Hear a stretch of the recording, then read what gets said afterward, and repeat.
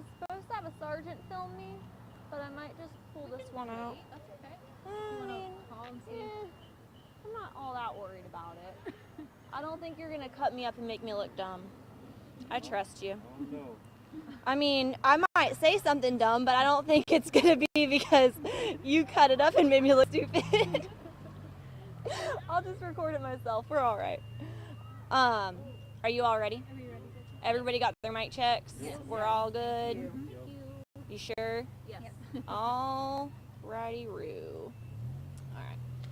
Good evening. I am Public Information Officer Cheyenne Snyder with the Jacksonville Sheriff's Office.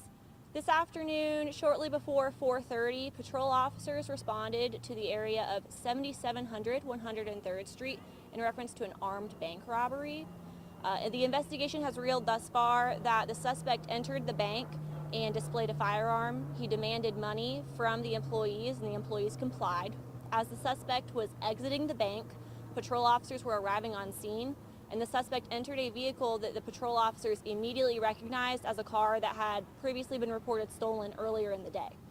Patrol officers began to pursue the vehicle westbound on 103rd Street, and as the officers were pursuing the suspect vehicle, he was going in and out of oncoming traffic and entering eastbound lanes and discharging a firearm at the pursuing officers.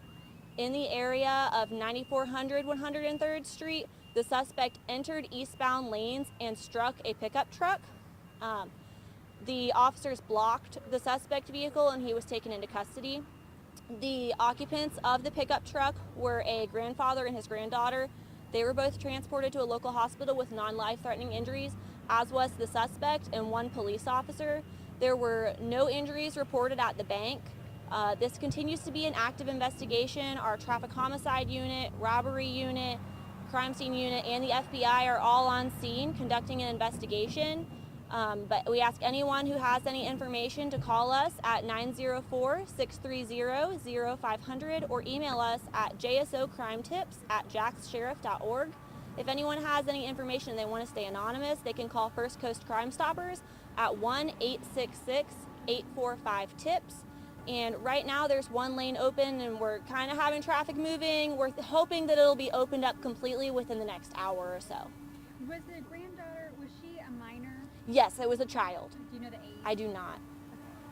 And you said all four that were transported, the officer, the grandfather, the granddaughter, and The suspect. the suspect all have like non-life-threatening Non-life-threatening injuries, correct. And the suspect is a man. Do you know the age? I do not have any suspect information right now. Okay, so you're not I know it was a male, but I don't have any identifying information at and this our time. charger is pending at this time. Yes, our FBI, traffic homicide, and robbery are all investigating. Why FBI?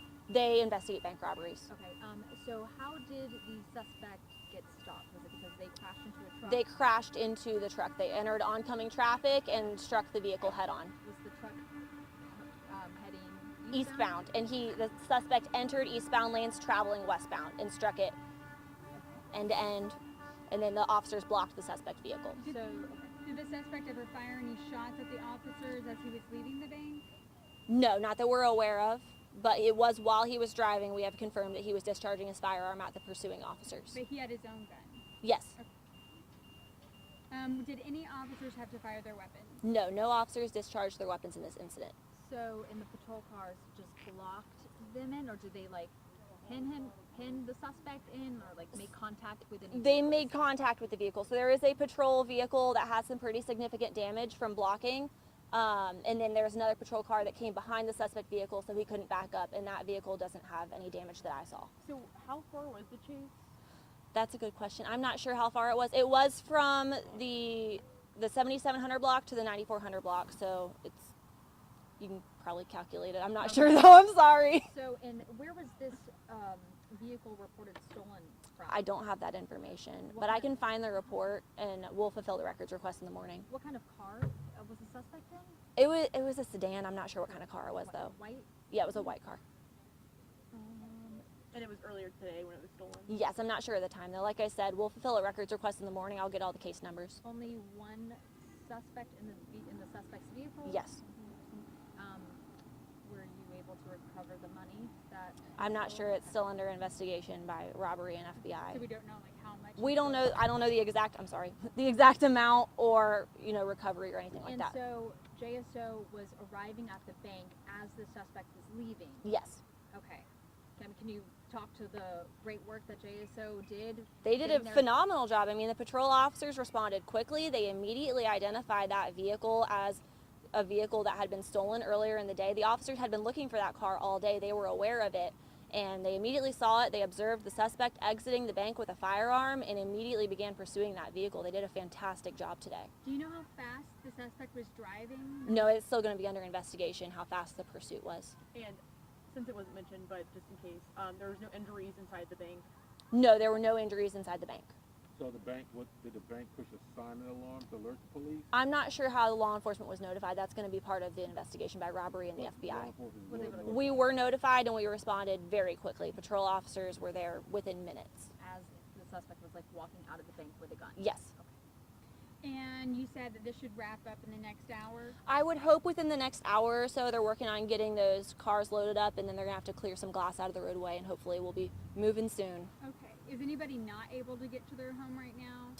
I think by now most people should, because that one lane is open. It's just going to take a little bit because we're backed up eastbound and westbound right now. Which lane is open? The outside westbound lane, but we have traffic moving in both directions in that lane. We have patrol officers there directing traffic, so it can go both directions. Okay.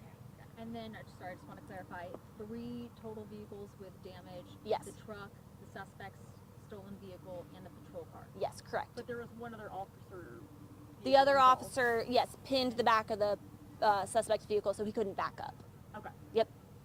And then when the suspect was pinned, did he give up?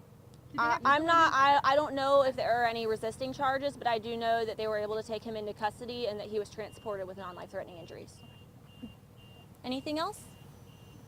I All think right. that's it. Thank you. Thank you all for coming out. I appreciate it. Oh, man. You be safe.